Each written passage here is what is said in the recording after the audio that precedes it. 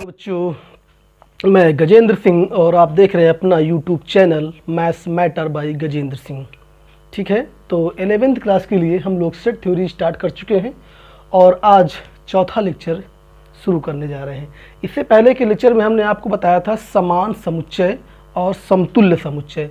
समान समुच्चय मतलब इक्वल सेट। हमने कहा था कि यदि दो समुच्चय इस प्रकार हो, मान लीजिए एक समुच्चय ए है, एक समुच्चय बी, इस प्रकार हो कि ए के सारे अवयव आपको बी में दिखें और बी के सारे अवयव ए में दिखें, तब हम कहते हैं कि दोनों समान समुच्चय हैं। जैसे एक एग्जांपल लेके हम थोड़ा सा स्टार्ट यहीं से करते हैं, फिर आगे बढ़ेंगे।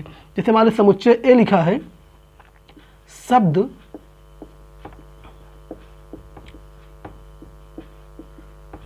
मैथमेटिक्स के अक्षरों का समुच्चय, के अक्षरों का समुच्चय। और बी के अंदर हम लिख रहे हैं, बी के अंदर जो अवयव है, मान लीजिए यम है, ठीक है, टी है, ए है, ठीक है, आई है और एच लिख लेते हैं, सी एस। ठीक है, तो हमें ये देखना है कि क्या ये दोनों समुच्चय समान समुच्चय हैं कि नहीं। अब समान समुच्चय तब होगा जब ए के सारे अवयव आपको बी में दिखें और बी के सारे अवयव ए में दिखें। और ये काम हम तब करते हैं जब दोनों तालिका विधि में लिखे हों। तालिका विधि में लिखे होंगे तभी तो अवयव हम देखेंगे। देखिए बी तो ऑलरेडी तालिका विधि में लिखा ही है, बस हम ए को तालिका विधि में लिख दें अगर, तो हम ए और बी को तुलना कर लेंगे। ए क्या कह रहा है, ए मैथमेटिक्स शब्द के अक्षरों का समुच्चय है, यानी वो गुण विधि में लिखा है, इसको हम तालिका विधि में लिखने जा रहे हैं। क्या करना है कि मैथमेटिक्स शब्द में जितने अक्षर हैं उन्हीं से समुच्चय बना दो। ठीक है, तो देखिए मैथमेटिक्स में एम है, ये हमने एम लिख दिया। मैथमेटिक्स में ए है, देखिए हमने ए लिख दिया। मैथमेटिक्स में टी है, एच है, ई है, ठीक है, ई है और एम देखिए दोबारा आ गया। हम बोले थे कि समुच्चय में कोई अवयव रिपीट नहीं होना चाहिए, नॉट रिपीटिशन अलाउड, डिस्टिंक्ट होना चाहिए। तो भले यहाँ पर एम दो बार है लेकिन हम लिखेंगे एक ही बार। ठीक है, अवयव को रिपीट नहीं करते। फिर देखिए ए फिर आ गया, ए हम लिख चुके हैं। आई नहीं लिखे, आई लिख दिया, ये आई लिख दिया। ठीक है, उसके बाद देखिए सी लिख दिया और एस लिख दिया। ये क्या है, ये समुच्चय ए हमने बना दिया। मैथमेटिक्स शब्द के जितने अक्षर हैं, जितने मैथमेटिक्स शब्द में अक्षर होते हैं, सब हमने लिख दिया। अब आप दोनों को देखिए, ए और बी की तुलना करिए कि क्या यहाँ पर ए और बी बराबर हैं।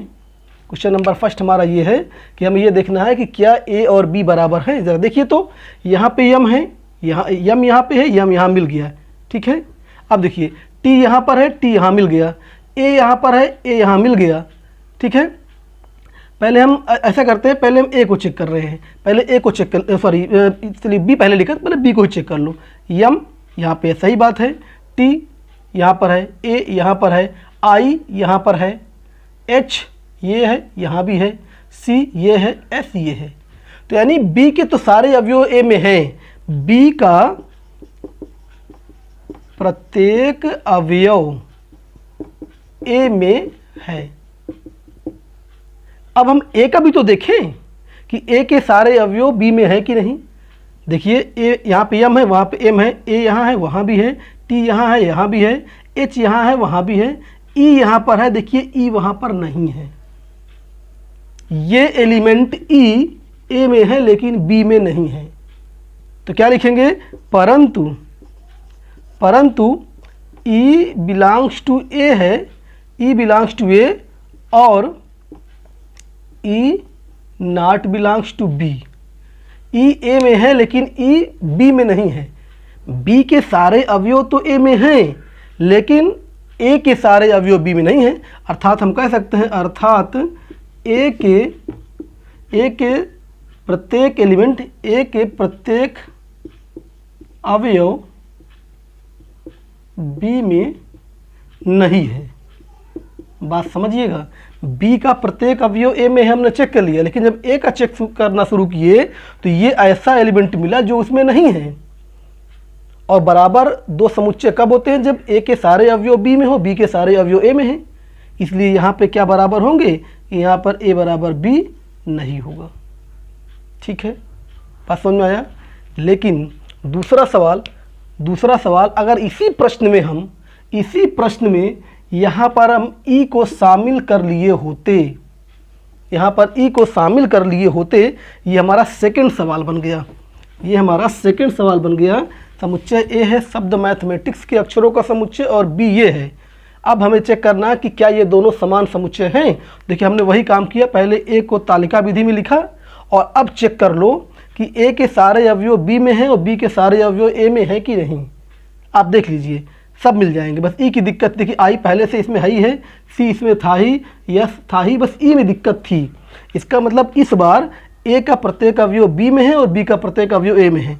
ए का प्रत्येक अवयव हमने देख लिया, ए का प्रत्येक अवयव बी में है तथा बी का प्रत्येक अवयव ए में है।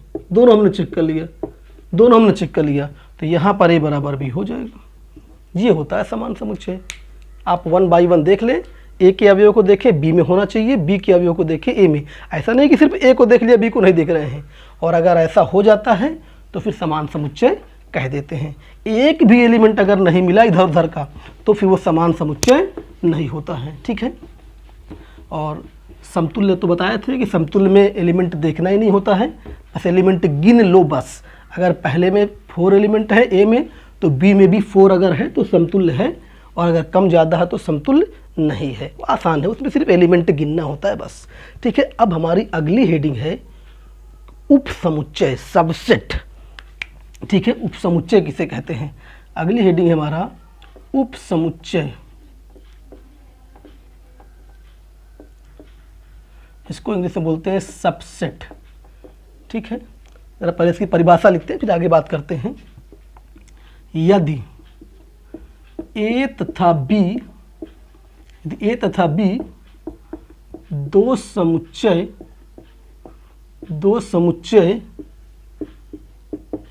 इस प्रकार हों कि ए का प्रत्येक अवयव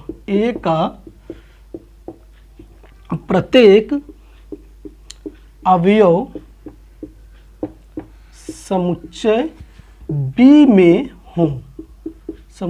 में हो, ए का प्रत्येक अवयव समुच्चय बी में हो तो समुच्चय ए को समुच्चय बी का उप समुच्चय कहते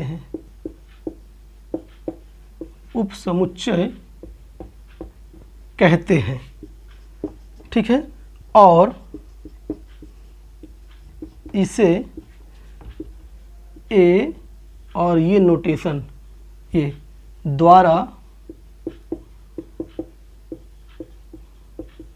प्रदर्शित करते हैं। ठीक है, ये नोटेशन है।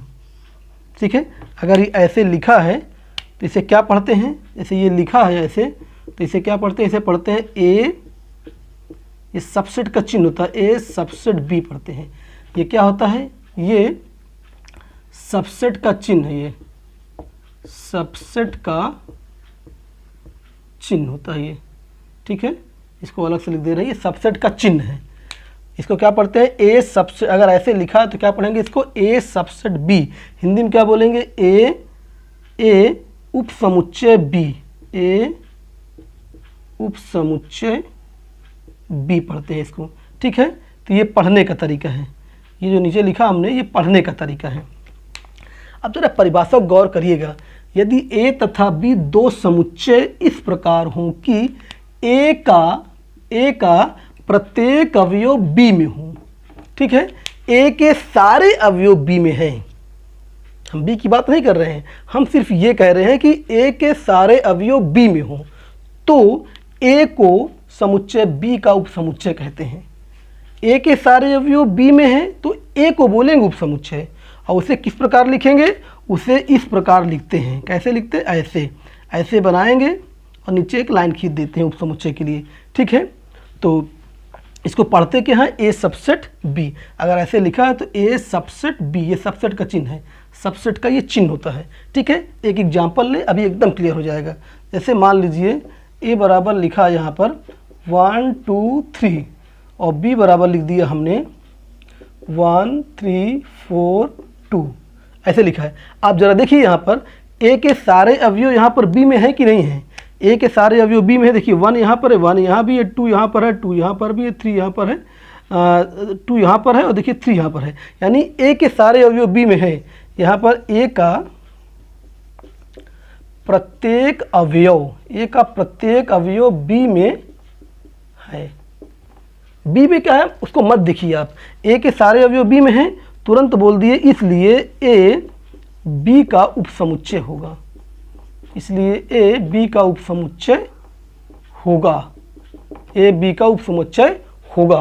और जब है तो इसलिए इसको हम ऐसे लिख सकते हैं, ए सबसेट बी, ऐसे लिख सकते हैं। बात समझ में आई। ए के सारे अवयव बी में हैं तो हमने कह दिया कि ए बी का सबसेट है। ठीक है, कोई दिक्कत। अब देखिए,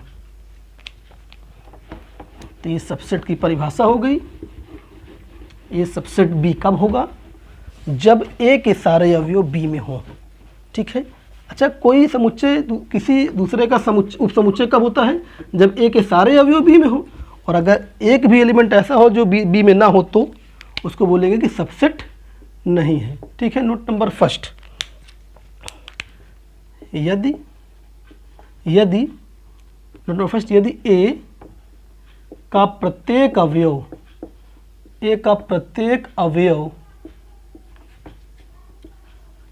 बी में है तो इसे निम्न प्रकार लिखा जाता है। कैसे लिखते हैं, ऐसे, ए सबसेट बी। ठीक है, क्या पढ़ते हैं इसको, ए सबसेट बी पढ़ते हैं, इसको ए सबसेट पढ़ते हैं। लेकिन नोट नंबर 2, यदि ए में कम से कम एक अवयव, ए में कम से कम एक अवयव इस प्रकार हो जो बी में ना हो, तो इसे, तो ऐसे लिखेंगे, तो ए बी का उपसमुच्चय नहीं होता है, और इसे निम्न प्रकार लिखा जाता है। कैसे लिखें आपकी, ऐसे लिखेंगे और सबसेट का चिन्ह बना के काट देंगे ये, और इसको क्या पढ़ेंगे, ए नॉट सबसेट बी पढ़ेंगे इसको जो है। ठीक है, तो हमने दो बातें बताया। अगर ए का प्रत्येक अवयव बी में है तो इससे निम्न प्रकार लिखते हैं, ए सबसेट बी बोलते हैं। ठीक है, यहाँ पे बी में है तो ए बी का उपसमुच्चय होता है, पीछे लिखे थे फिर लिख दिया, ए बी का उपसमुच्चय होता है और इसे निम्न प्रकार लिखा जाता है। ए के सारे अवयव बी में हैं तो ए बी का उपसमुच्चय होगा और इसे ऐसे लिखते हैं। यहाँ क्या बताया कि अगर ए में कम से कम एक अवयव ऐसा मिल जाए, अगर एक भी अवयव ए में इस प्रकार मिल जाए कि वो बी में नहीं है, सारे अवयव हैं तो सबसेट हो गया, लेकिन अगर एक भी अवयव ऐसा मिल जाए ए का जो बी में ना हो तो हम कहेंगे कि ए सबसेट बी नहीं है। तो क्या हो, सबसेट का चिन्ह बना के काट देंगे। तो पहली बात तो यहाँ पे आप आज दो नोटेशन फिर पढ़े हैं, एक नोटेशन ये है और एक नोटेशन ये है। ठीक है, इसका नाम है सबसेट, इसका नाम है नॉट सबसेट। ठीक है, जहाँ पर जिसकी आवश्यकता होगी उसको लिख लेंगे। ठीक है, तो अगर किसी समुच्चय का प्रत्येक अवयव दूसरे में है तो वो उसका सबसेट हो जाएगा, और अगर एक भी एलिमेंट उसमें नहीं है तो वो सबसेट नहीं होगा। जैसे अभी हम जो एग्जांपल लिखे थे, ज़रा उसमें फिर से लौट के आते हैं। ए बराबर हमने लिखा था 1 2 3 लिखा था, और बी बराबर क्या लिखा था हमने 1 3 2 4 ऐसे कुछ लिखे थे। तो वहाँ पर देखिए ए के सारे अवयव बी में हैं, नो डाउट, तो ए सबसेट बी हो जाएगा। लेकिन ज़रा बी को चेक करिए, तो क्या बी के भी सारे अवयव ए में हैं? क्या बी के भी सारे अवयव ए में हैं? नहीं है। देखिए बी में एक एलिमेंट 4 ऐसा है जो ए में नहीं है, तो हम कह सकते हैं कि बी नॉट सबसेट ए। हम कह सकते हैं कि बी नॉट सबसेट ए। इसी एग्जांपल में आप देखिए ए के सारे अवयव बी में हैं, तो ए सबसेट बी हो गया। लेकिन बी के सारे अवयव ए में नहीं हैं। 1 2 3 तो उसमें है, लेकिन 4 बी में है, लेकिन ए में नहीं है। इसका मतलब बी नॉट सबसेट ए हो गया। ठीक, तो इस तरह से हम देख के चेक कर सकते हैं कि कौन सबसेट है, कौन सबसेट नहीं है। अब कुछ बातें नोट करके लिखाने जा रहे हैं इसी सबसेट से संबंधित। नोट नंबर फर्स्ट, हम नोट फर्स्ट ये बोल रहे हैं कि जो रिक्त समुच्चय होता है फाई, वो सबका सबसेट होता है। रिक्त समुच्चय अर्थात फाई प्रत्येक समुच्चयों का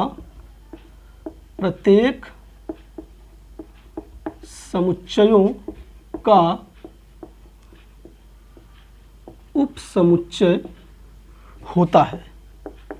प्रत्येक समुच्चय का उपसमुच्चय होता है। कहने का मतलब ये है कि phi is subset of every set.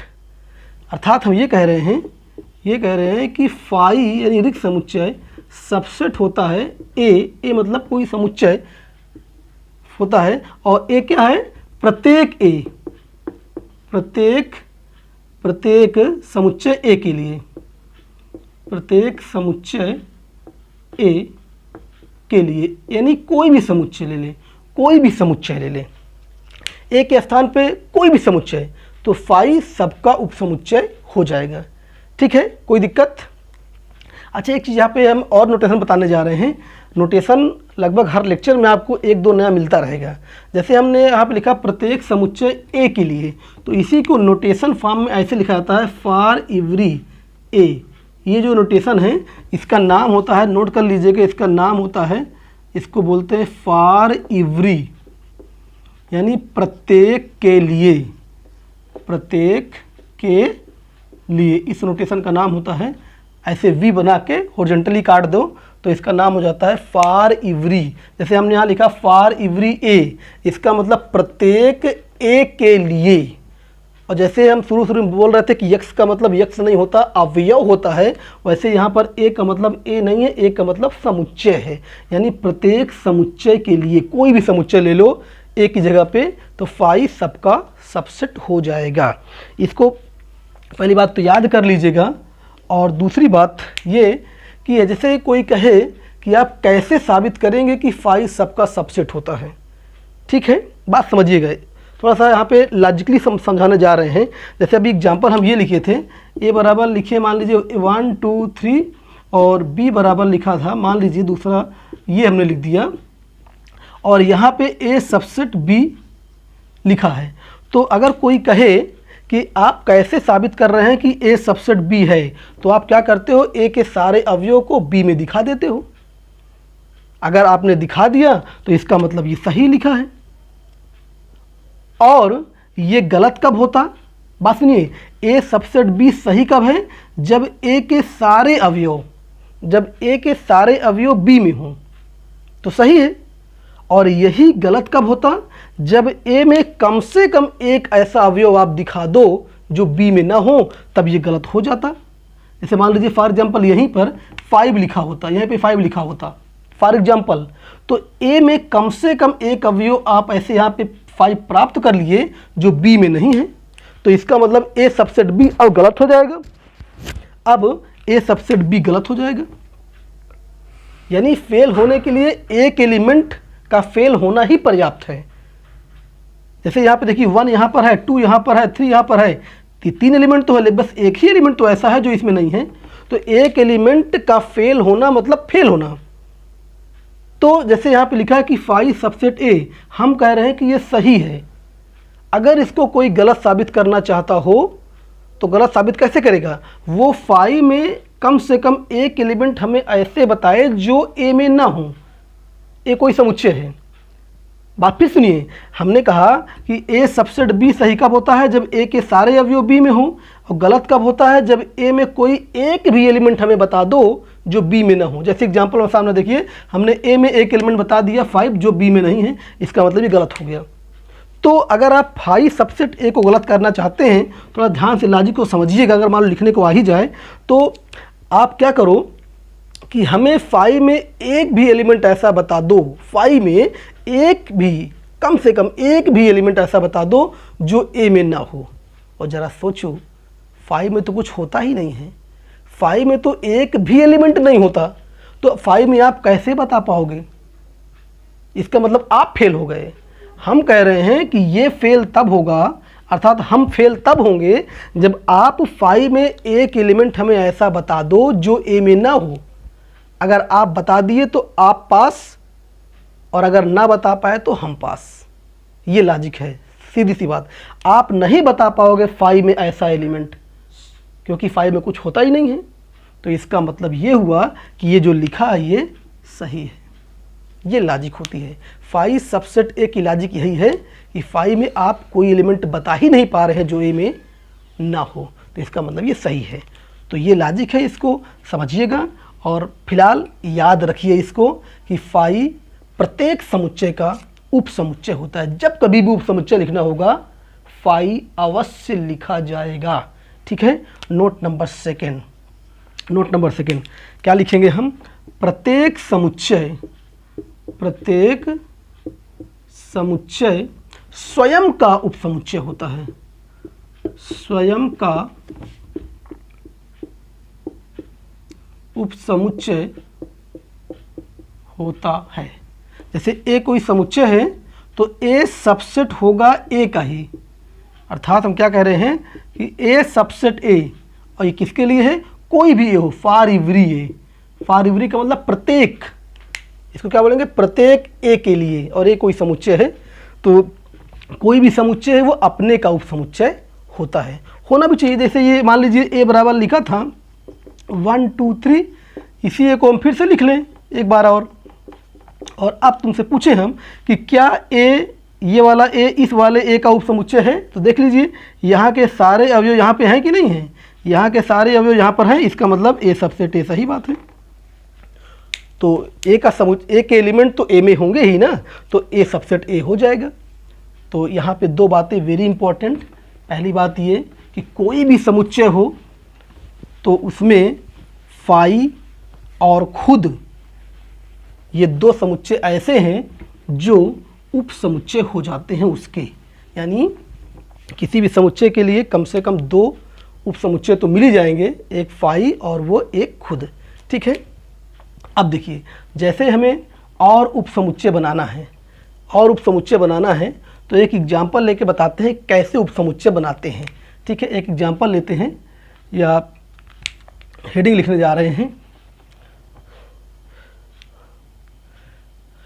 या पहले कुछ एग्जाम्पल और ले लेते हैं। कुछ एग्जाम्पल ले लें। वास्तविक संख्याओं से संबंधित उप समुच्चय की बात करें अगर हम, वास्तविक संख्याओं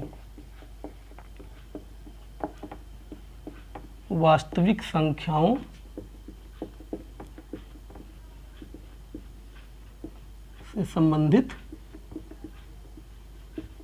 उप समुच्चय। देखिएगा यहाँ पे वास्तविक संख्याओं समुच्चय का होता है आर होता है। आर क्या है? यक्स सच दैट यक्स वास्तविक संख्या हो, यानी इसमें सारी वास्तविक संख्याएं हों, सारी वास्तविक संख्याओं, यक्स वास्तविक संख्या है। अगर आपको याद हो तो हमने लास्ट क्लास से बताया था कि वास्तविक संख्या का मतलब कि परिमेय और अपरिमेय का कॉम्बिनेशन। वास्तविक संख्या में क्या क्या होता है? परिमेय भी होता है और अपरिमेय भी होता है। तो इसका मतलब जो परिमेय हम लिखे थे, परिमेय को क्यू डैश से लिखे थे, यानी इसके अंदर ऐसा यक्स हो सच दैट यक्स बराबर पी बाई क्यू, जहाँ पी क्यू पूर्णांक था और क्यू नॉट इक्वल टू 0 था। और अपरिमेय के लिए हमने क्यू डैश लिखा था, यक्स सच दैट यक्स परिमेय ना हो, परिमेय ना हो। तो जरा बताइए, परिमेय का मतलब कि भिन्न के रूप में हो, अंश और हर यानी पी और क्यू दोनों पूर्णांक हो और हर जीरो ना हो। और अपरिमेय में क्या बताया था कि जो परिमेय ना हो, जो परिमेय होगा इसमें, जो बचेगा इसमें आ जाएगा जो है। तो और इन्हीं दोनों के कॉम्बिनेशन को हमने वास्तविक बोला था। तो इसका मतलब ये है कि Q का प्रत्येक अवयव R में होगा कि नहीं होगा। भाई वास्तविक में क्या होता है, वास्तविक में परिमेय भी होता है, वास्तविक के अंदर परिमेय भी होता है, और हमने लिखवाया था, देख लेना उस लेक्चर में, वास्तविक के अंदर परिमेय भी होता है, अपरिमेय भी होता है। तो इसका मतलब ये है कि जो ये परिमेय संख्याओं का समुच्चय है वो R का उप समुच्चय है कि नहीं है। हम कह सकते हैं कि Q सबसेट ऑफ R, क्योंकि इस परिमेय संख्या का प्रत्येक अवयव यानी प्रत्येक परिमेय संख्या वास्तविक संख्या होती है। कोई भी परिमेय संख्या आप बोलो वास्तविक हो जाएगी, वो वास्तविक के अंदर होती है।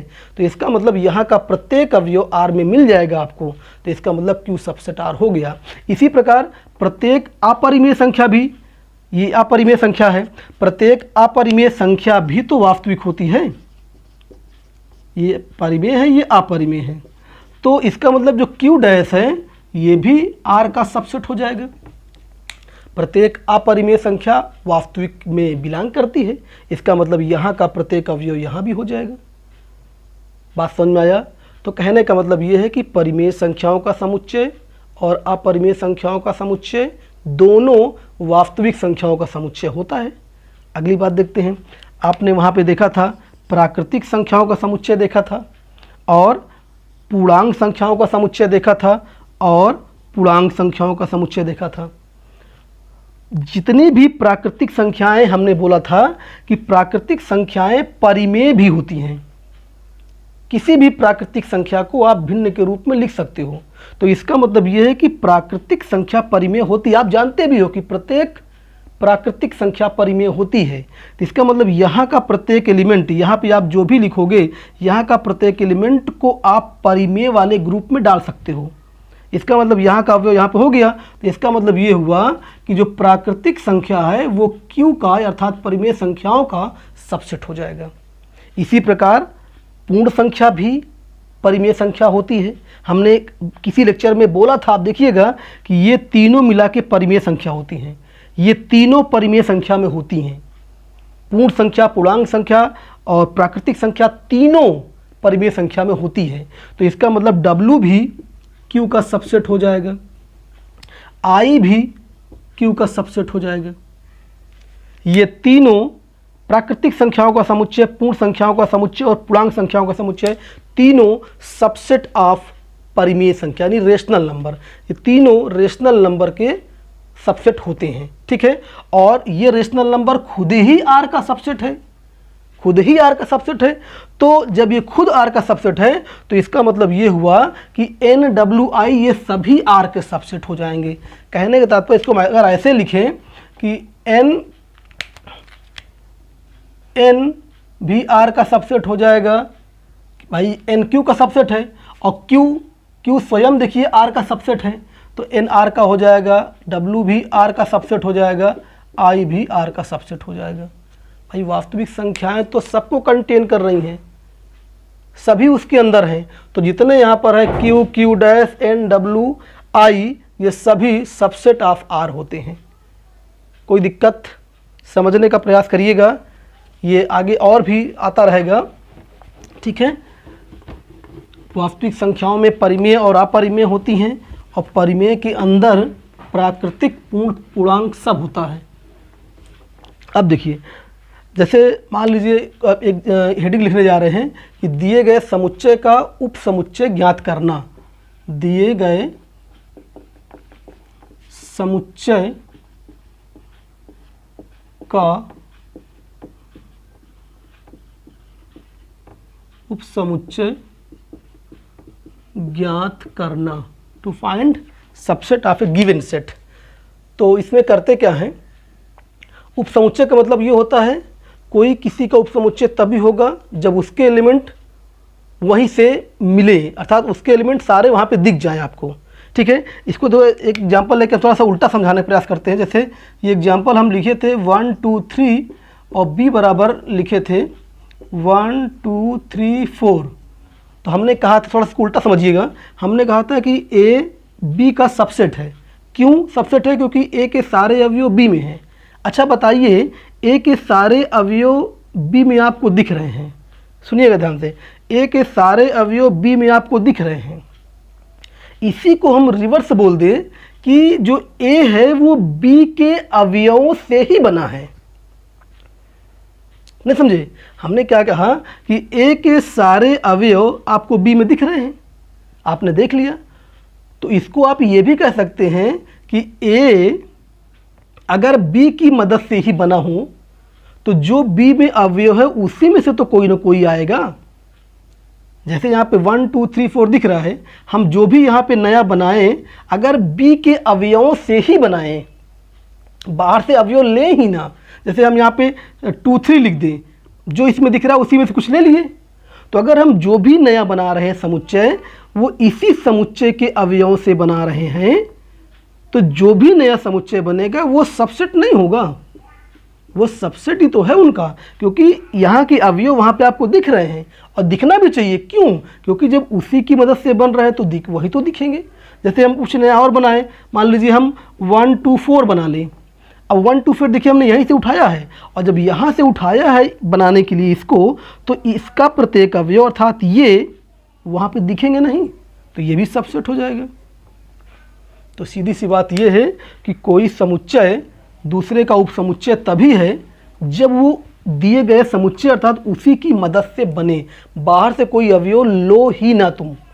ठीक है, जैसे मान लीजिए a बराबर यहाँ पे लिखा है 1 2, और हम आपसे कहना चाहते हैं कि a के उपसमुच्चय बनाना है, तो हम सिखाते हैं a के उपसमुच्चय बनाना है आपको।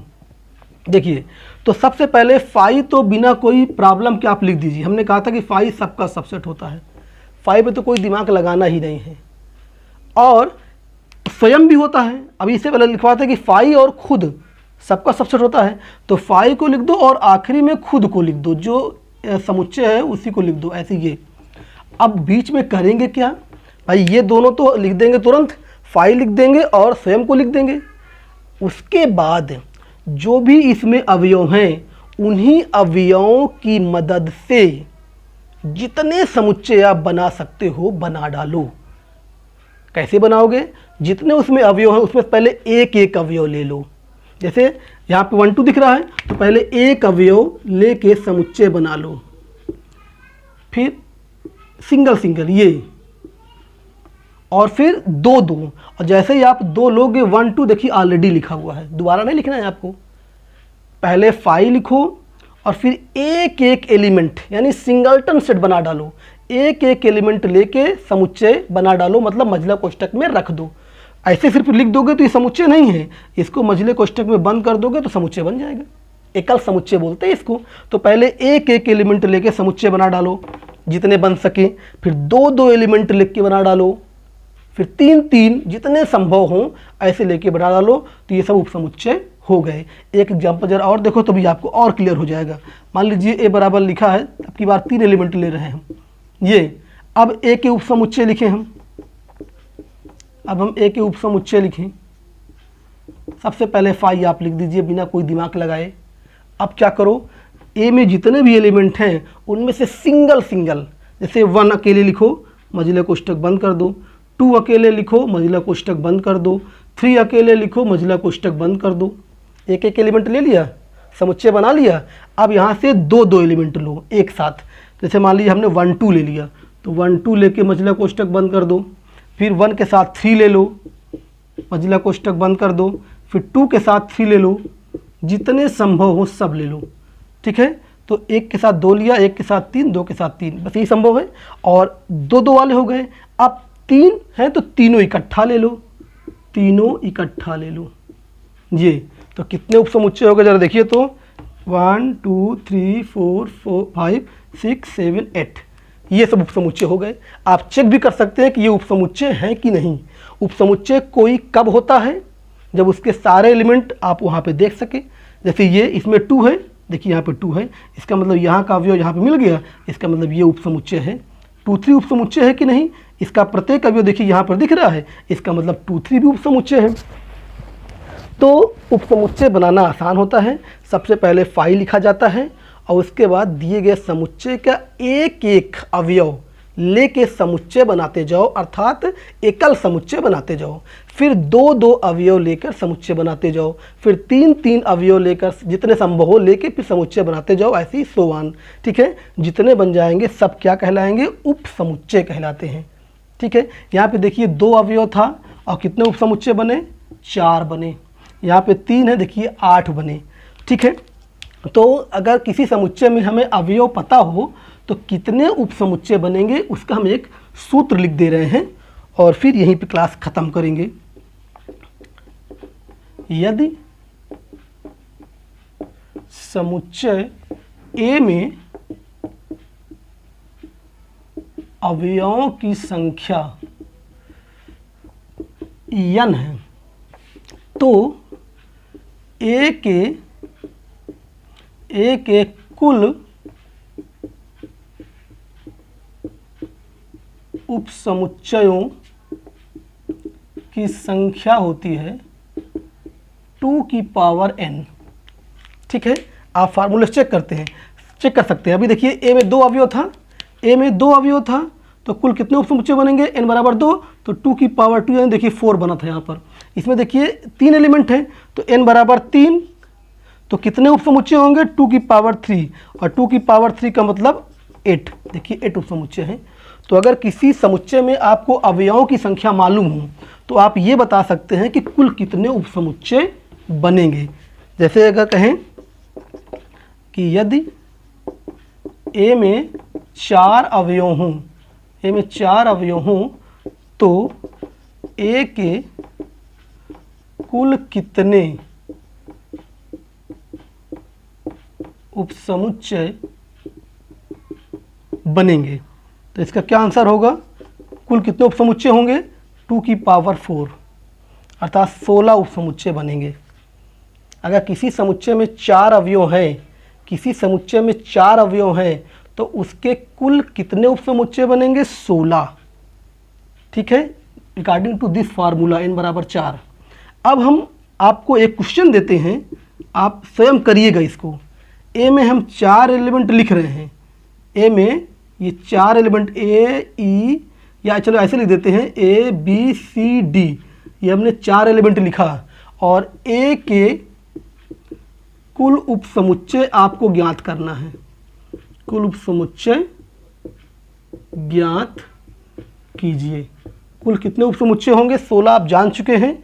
अगर किसी समुच्चय में 4 एलिमेंट है तो 16 उपसमुच्चय होंगे। आप उन सभी 16 उपसमुच्चयों को निकालने का प्रयास करिएगा। हम नेक्स्ट टर्न पर इसकी चर्चा करेंगे।